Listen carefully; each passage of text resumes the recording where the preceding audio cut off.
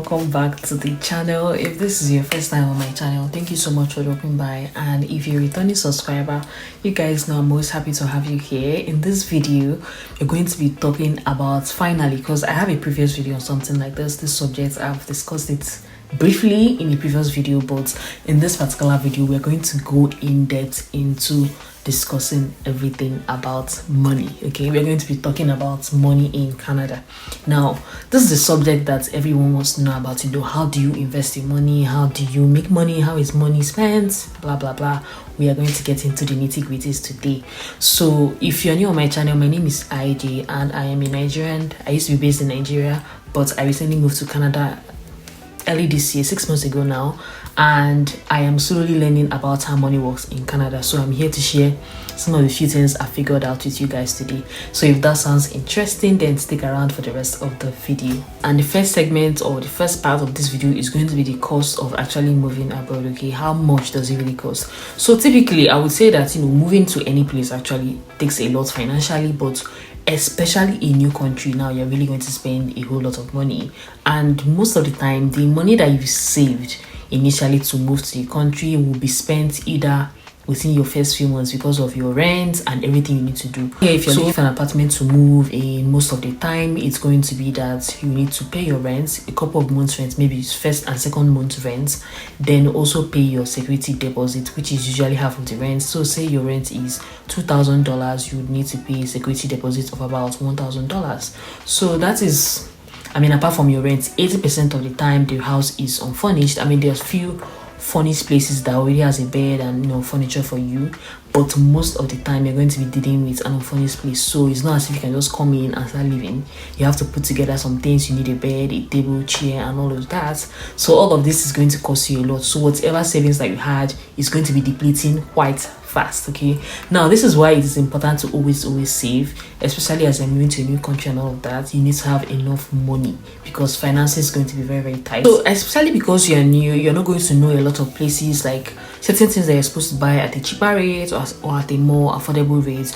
Because you're new, essentially you're going to be making a lot of mistakes with your finances, like maybe groceries or something that you should get somewhere slightly cheaper. You don't know, so you just buy it at a very exorbitant rate. Now this is a normal occurrence. Everybody that moves to a new country passes through this. It's normal, okay? Unless you have some kind of friends or family in this place that you're moving to, there's a good chance that you make some mistakes when you're new and you're buying stuff for maybe your apartment or generally just stuff to settle in. There's that tendency that you might make a mistake, but that's okay. After a while you figure everything out and that'll be fine. So the second segment of this video is going to be all about credit cards. Okay, so back in Nigeria, I did not know about credit cards. I had no idea what it was, but after I came here and I found out that it is actually something very regularly used here, I had to educate myself on what it is. So essentially, a credit card is a card that is usually given to you with a certain amount in it already for you to spend. Usually you can get a credit card that has maybe like $1,000, $2,000, $3,000, $4,000. I've even heard of credit cards having as much as $5,000 already for you to use. Now, just because you are given a credit card with money already that you can spend does not mean that you should go out and spend everything, okay? Because it is very important that you manage the money in it and you pay it back.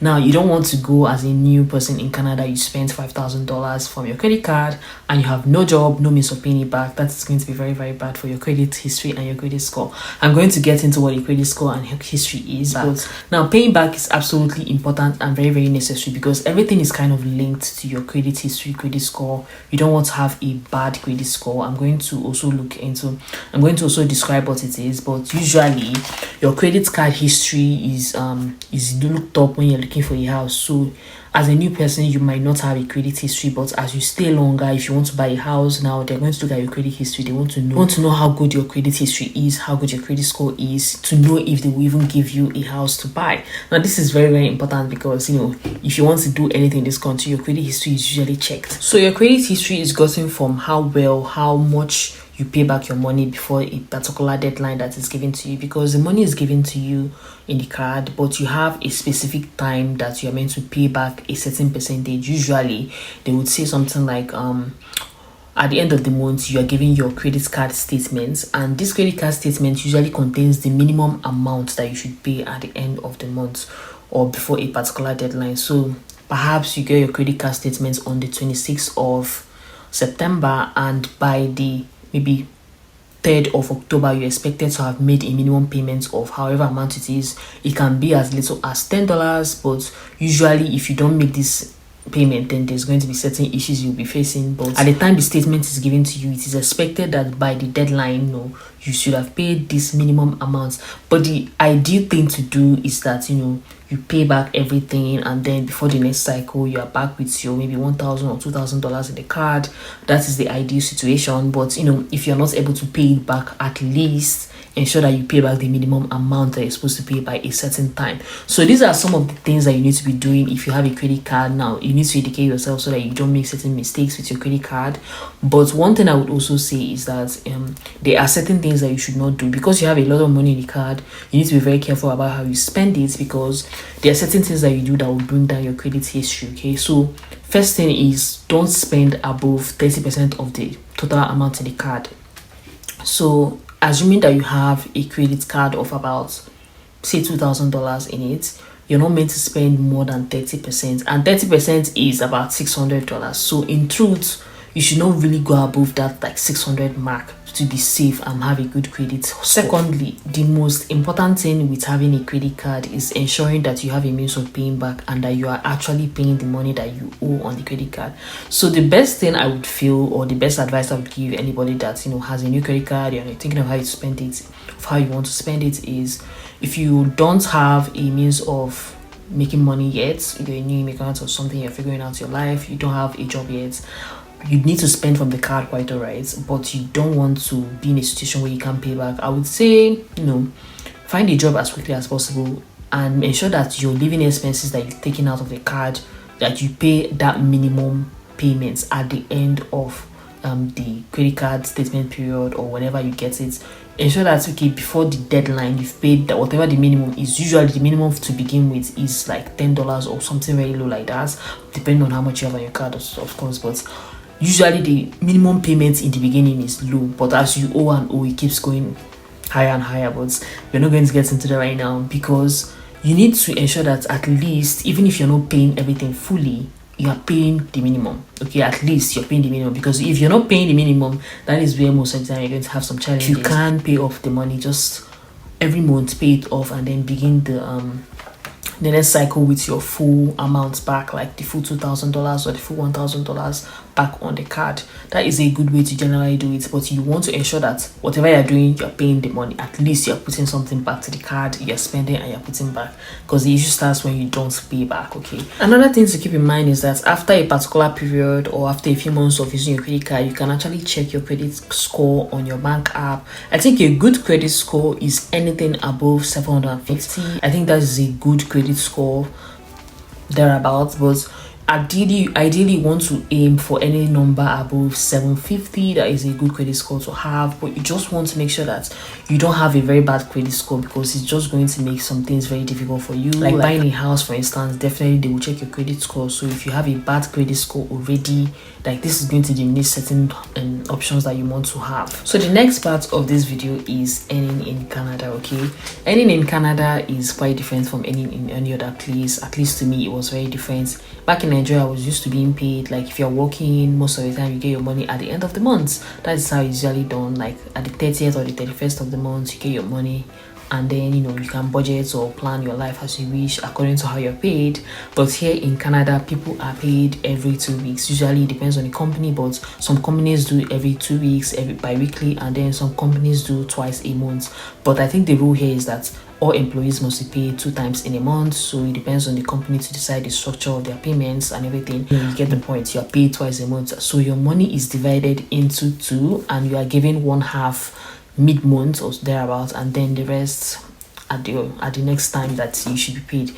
So some companies that do every 2 weeks, employees get their money every 2 weeks. So if you're being paid bi-weekly here or twice a month, you have to budget your money very carefully, because now you're getting money a lot more frequently. So whatever payments that you need to make, you need to ensure that you make them. So because the money is coming a lot more frequently than you're used to, like if you are new here, the money is coming a bit more often, you need to budget properly so that you don't overspend or don't realize that you don't have enough money to meet certain needs of yours. And this brings me to my next point in this video, which is budgeting. Okay, so the first step in budgeting is to list out how much you earn bi-weekly and how much you earn in total by the end of the month. Then also list out all your fixed bills.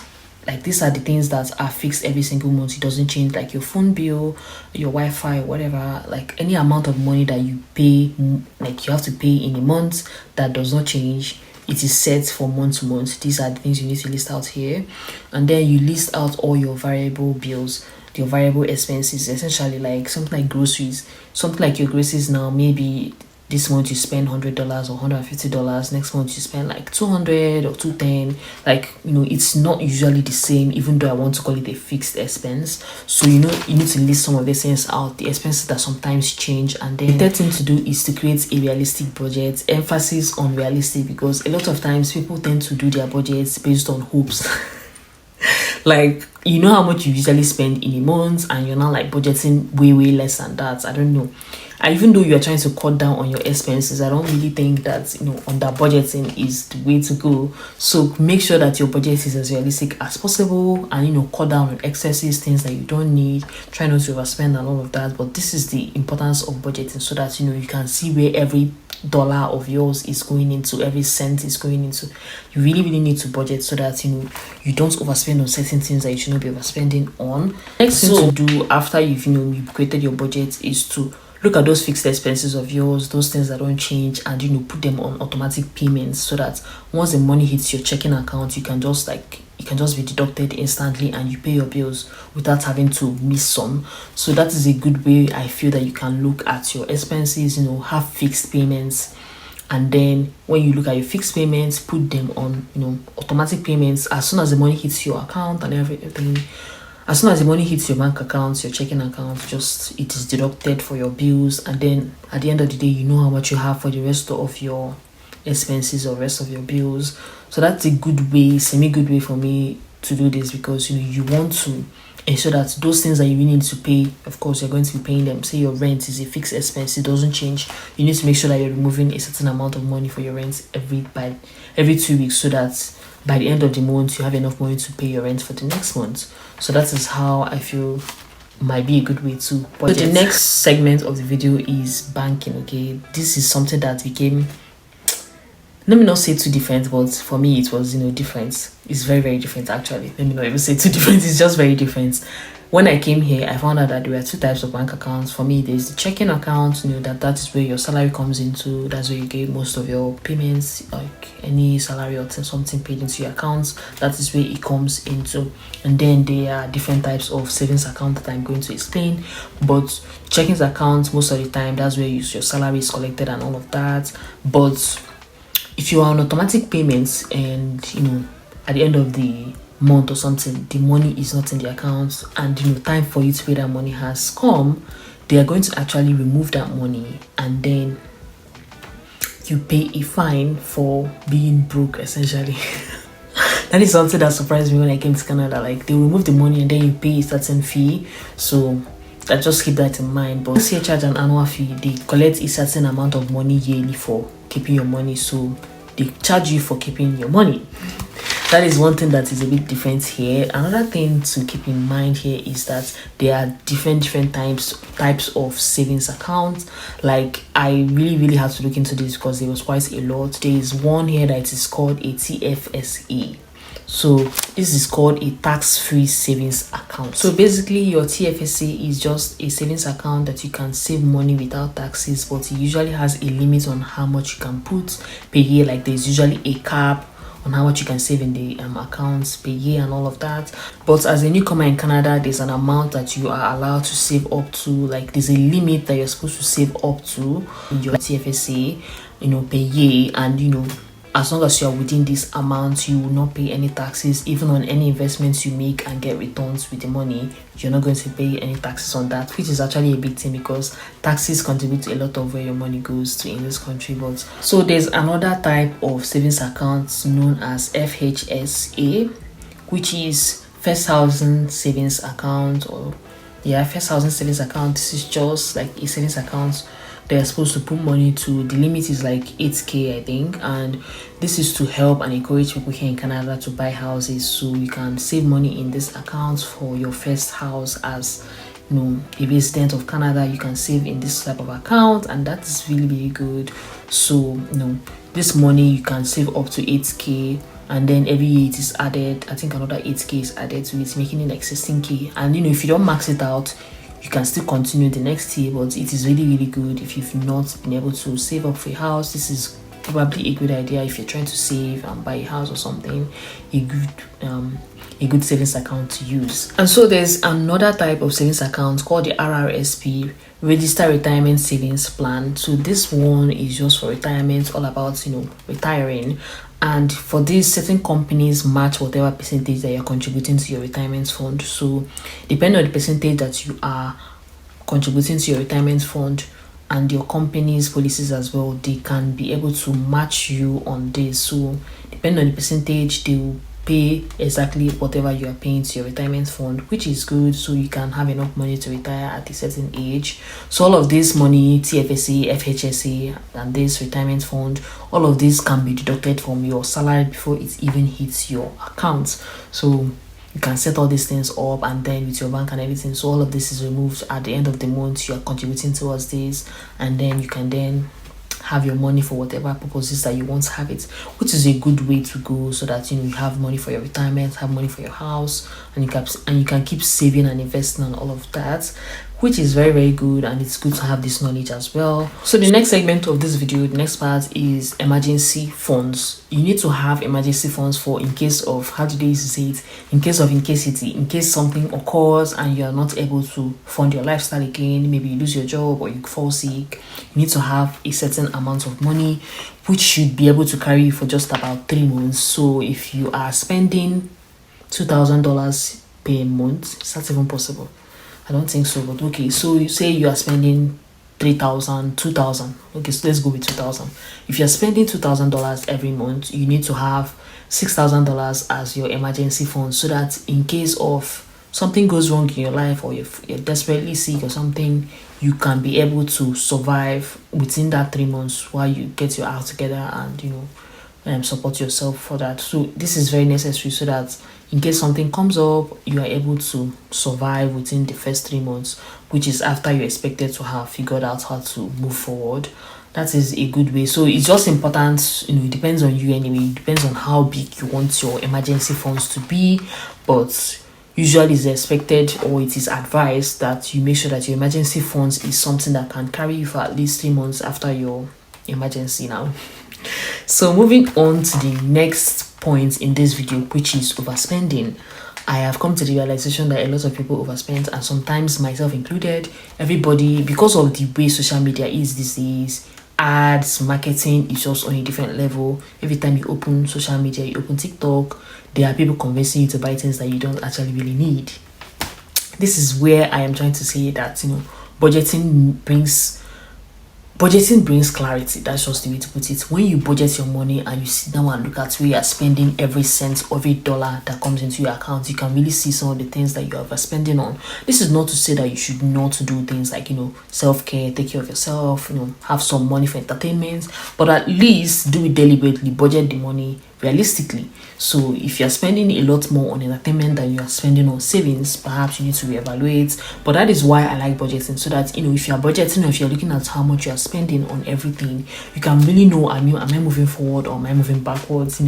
At least you know where your money is going to, so you can really look at your statements and see what's your credit card bill, where your credit card bill is coming from, and all of that. And I feel like this is very, very necessary in this day and time, because of overspending becoming a lot more serious. People are spending on so much more than they are even required to, or that they even need. So definitely look into budgeting, because I think it is a great way to cut down on unnecessary expenses. If possible, avoid eating out, eat healthier, avoid junks. All of these things sometimes contribute to how much that you're spending at the end of the month. So if possible, cut out on certain things that you don't really need anymore, and you see that you might have a lot more to save And then of course at the end of everything, you need to ensure that you have enjoyment funds, because I would say this, if you are spending a lot of money on your savings and everything, TFSA, retirement fund, FHSA and everything, but you're not taking care of yourself, you're not really like living well.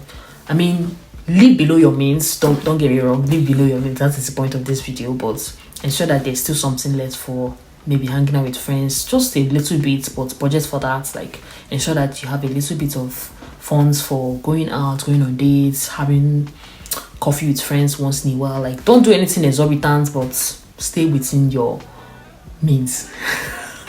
Anyway, I hope this video has been helpful to you. I just wanted to bring some financial information to your doorstep, to your room, to your phone, and I hope you found it helpful. If you are still watching to this point of the video, I'm so happy to have you. Thank you, and I'll see you guys in my next video. Bye.